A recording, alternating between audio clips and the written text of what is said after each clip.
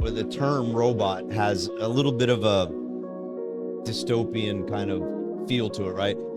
The term that's being used right now, particularly on the service robotics side, are cobots.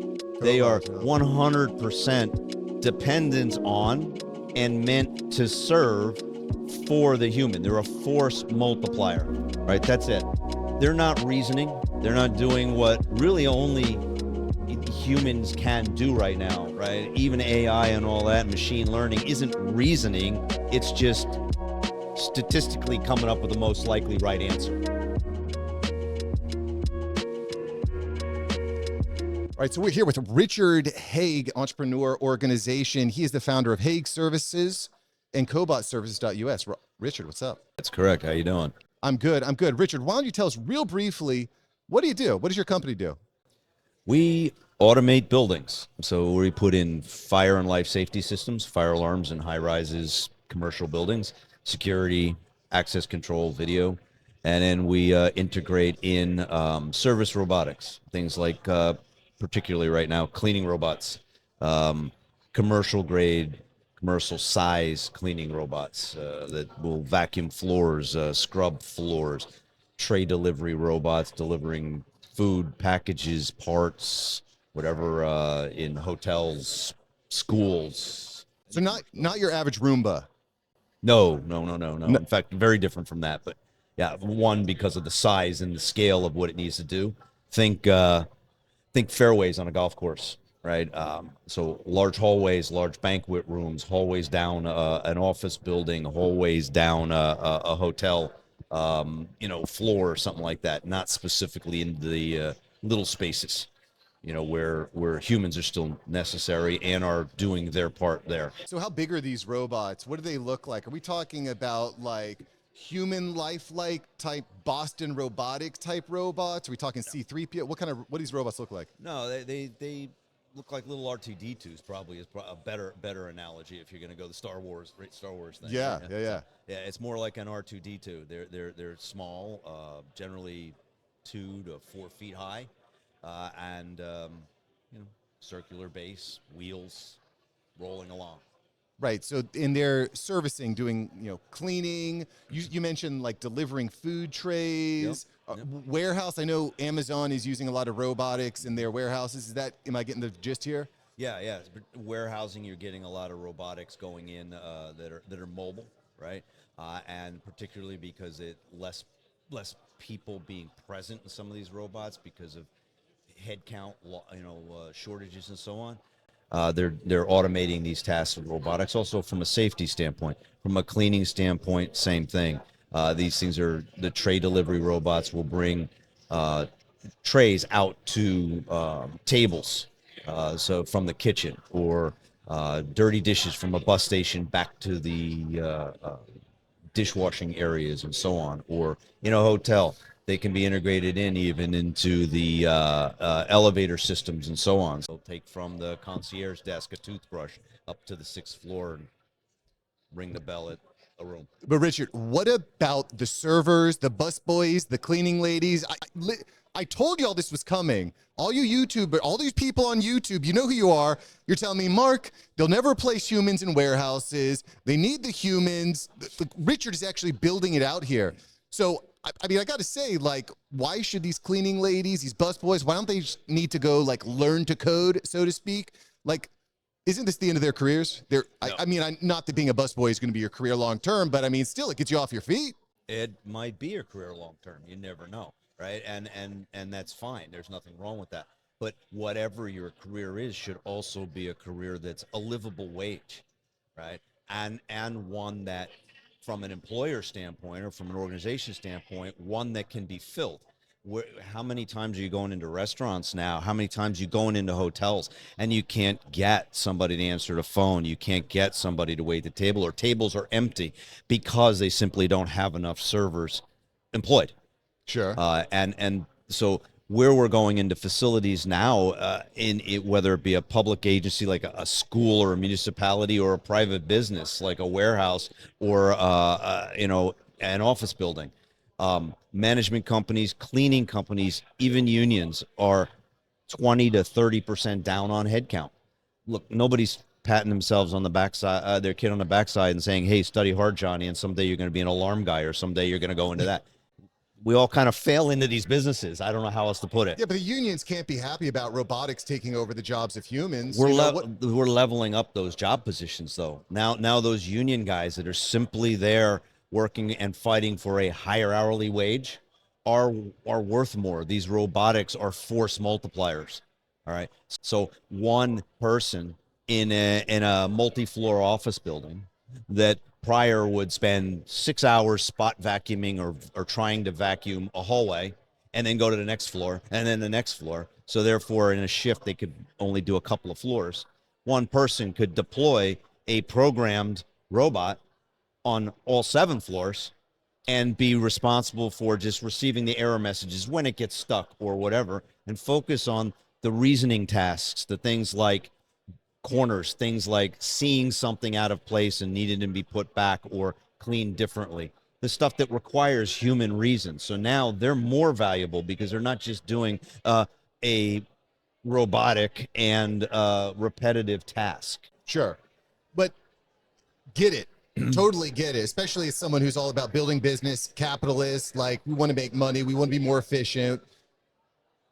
The challenge I see here is, you probably had a cleaning staff of, let's say, a dozen people to handle all that workload. Now you need 1, maybe 2 people, and then you've got your fleet of robots, right? So what are the other people doing? How are you helping manage that shift into this new technological world? Well, in most cases, like the building and the union cleaning company that we're working with in Boston right now, they're going into buildings where there were 10 or 12, 20 people on staff pre-COVID, and post-COVID, as occupancy has been going up again, people going back to offices more, they've slowly been getting the authorizations from the building owners and property management companies to bring back, okay, we're occupying this floor with this many people, you can bring back 2 more people and 2 more people and 2 more people.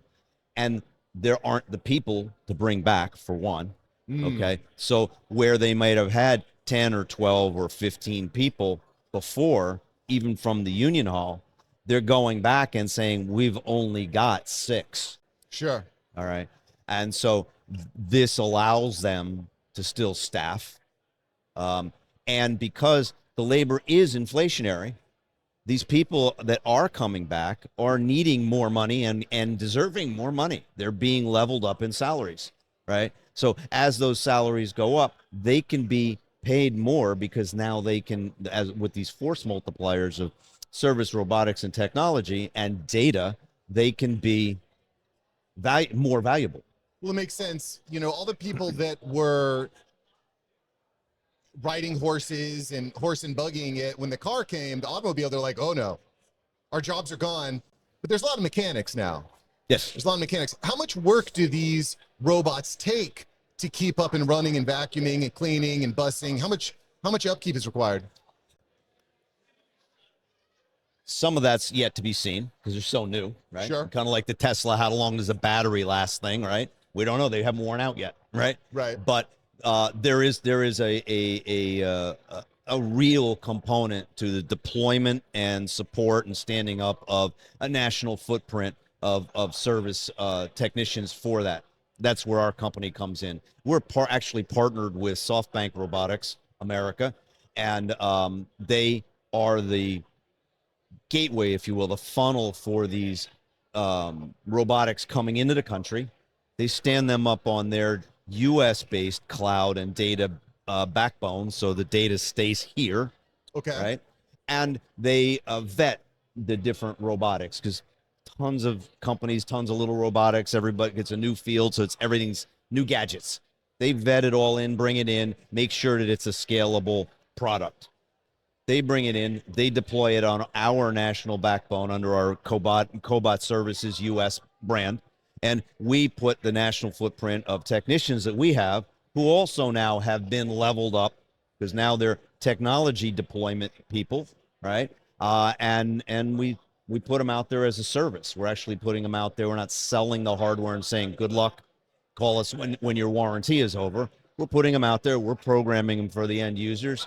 We're working with the cleaning people, the property management people, the company owners, so that they understand what the data that's coming out of these and the reports that are coming out of these as far as how many hours are being used, how many square feet are being cleaned, and in what period of time, and seeing that data so that they can go back to the property management companies and say that this isn't just being spot vacuumed.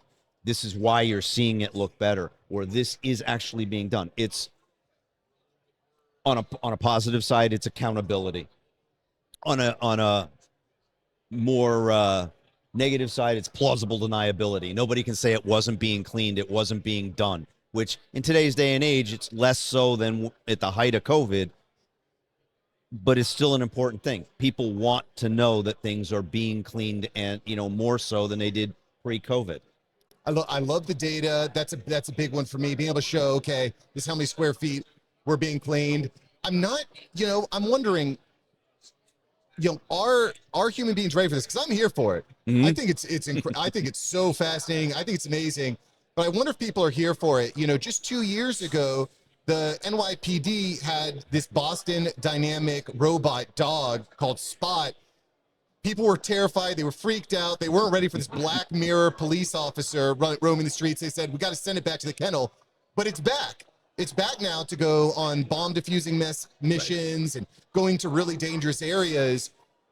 Do you think that something needs to happen on an education level so that this type of technology can be used at scale, so that, my 6-year-old mom, hi mom, will be like, okay, I'm cool with this robot coming in and cleaning my room and cleaning the halls? Like, is there anything that needs to happen for that to? Yeah, absolutely. And remember that, like, those robots, right? Where the term robot has a little bit of a dystopian kind of feel to it, right? The term that's being used right now, particularly on the service robotics side, are cobots. They are 100% dependent on and meant to serve for the human. They're a force multiplier, right? That's it. They're not reasoning. They're not doing what really only humans can do right now, right? Even AI and all that, machine learning isn't reasoning. It's just statistically coming up with the most likely right answer, right? So humans can reason. That's our value. And that's how we become most valuable. So the more we can leverage the technology and the robotics to do the labor, to do the repetitive tasks, to do the bulk, the more it becomes a force multiplier for the human to apply the reason and show their value. Yeah. And to me, if I'm feeling more valuable, I'm also feeling better about myself. Right. So to answer your question in a long way, yes, there is an awareness that has to happen. And in 2020, the president of SoftBank Robotics America, Brady Watkins, and I got together and we started talking, and we've been talking pretty much on a weekly basis since, and still do, and beating our head against a wall as to what stage is the U.S. in particular. We are somewhat of an island unto ourselves in the world. You go anywhere else in the world, particularly Asia, and robotics are just there, coexisting with humans, period. Part of that is obviously our focus, rightfully so, on privacy issues, okay? And I'll give them that. That's rightfully so. However, they're existing there and utilizing them. So you go there, they're used to it. You come here, they don't exist.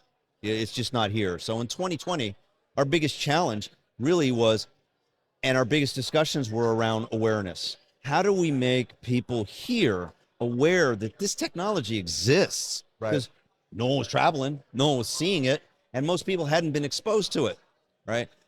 In middle 2021 into 2022, that kind of shifted because people became aware of it, because some of those solutions were being put here, particularly like disinfecting robots and so on, because no one was going to offices. You wanted to limit how many people went into any space or were interacting with other people. So robotics became more, people became more aware that technology for that existed, right?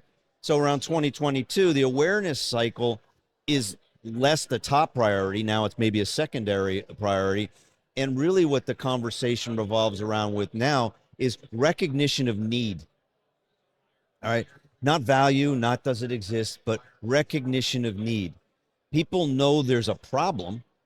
I go and we talk to facility managers, we talk to building owners, we talk to cleaning companies, we talk to business owners, restaurant owners, warehouse companies, whatever it is. We talk to them, and I don't know technically what the employment numbers are right now. I just know they're awful low, and I know that in my own company, we're 25% down on headcount, needing to double headcount next year. We're already 20% behind the eight ball for next year, right? So it's a problem. We have plenty of people working. What we don't have is the ability to do everything that needs to be done. And so the recognition of need piece is where the conversation really is around now. And if we can make people more valuable by employing force multipliers like these robots, again, they are more valuable. They can make the inflationary wages and be paid more and feel better. You know, for the reasons you've mentioned, Richard, I don't see any way around robots, cobots, There you AI go. automation becoming a larger part of our life. No doubt. No doubt in my mind that is going to happen. And I also think it's going to create tremendous opportunity for all the blue ocean thinkers, the revolutionary, innovative entrepreneurs. I mean, billion-trillion-dollar companies are coming very soon. And Rich, I appreciate you hopping on the show here and talking a little bit about what you're doing. Super fascinating stuff. Where's the best place for us to find more about Richard Haig? LinkedIn. I'm on LinkedIn, Richard Haig. You know, our company website, haigservice.com or haigservice.co. And look up SoftBank Robotics America, too. That's where a lot of the robotics are there, and Brady's doing fantastic things over there with that. Super fascinating. And guess what? I'm going to make it easy. I'm going to put a link below so you can smash that link, smash that like button. Richard, thanks for coming on the show, bud. Thank you.